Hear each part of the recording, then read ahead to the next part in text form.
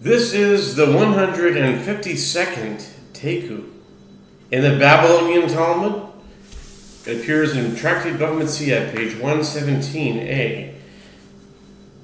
It starts out in the bottom of 116b with the last five words of the Amud, which is by Rav Ava Bar Mamel. Rav Ava Bar Mamel raised a dilemma.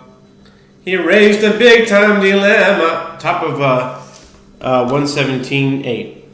Kishehu dar levado, hu dar kimedi ikara odilma shneim darim damarle adaite leapokinan lo agore lach. With regard to a resident of the upper story who is entitled to move into the lower story, when he resides there, does he reside alone, as he did at the outset when he occupied the upper story, and the owner of the house has no choice but to move out? Or perhaps they both reside there together, as the owner can say to him, I did not rent the upper story to you with the intention of being removed from my domicile.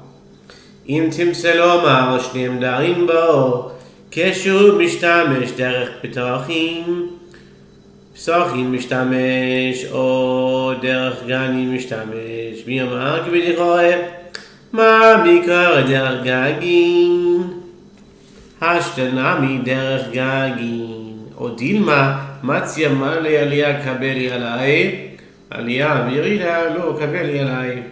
If you say that they both reside there, when the upper story resident uses the house, does he use it by way of his entrances like the owner, or must he use it by way of the roofs?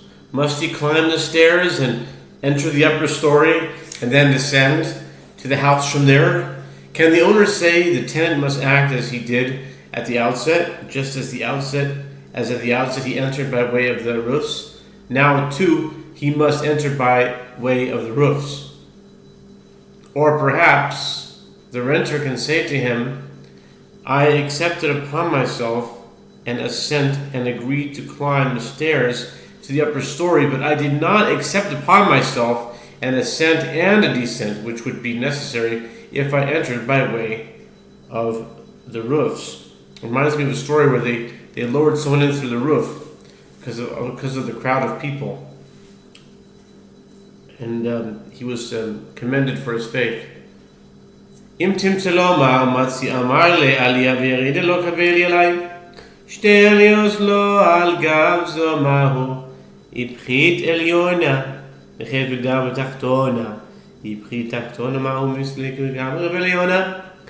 If you say that the tenant can say to the owner, I did not accept upon myself an ascent and a descent, in a case where there were two upper stories, this one on top of that one, what is the halacha? The Gemara clarifies the circumstances of this case. If the floor of the higher upper story was broken, clearly he may descend and reside in the lower one.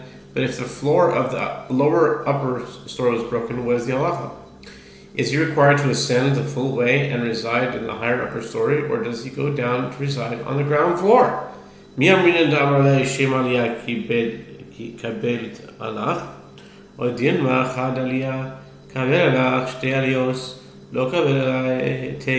we say that the owner of the house can say to the tenant, you accepted upon yourself the term an upper story, and I have provided one for you? Or perhaps one says that the tenant accepted upon himself one ascent, but he did not accept upon himself two ascents.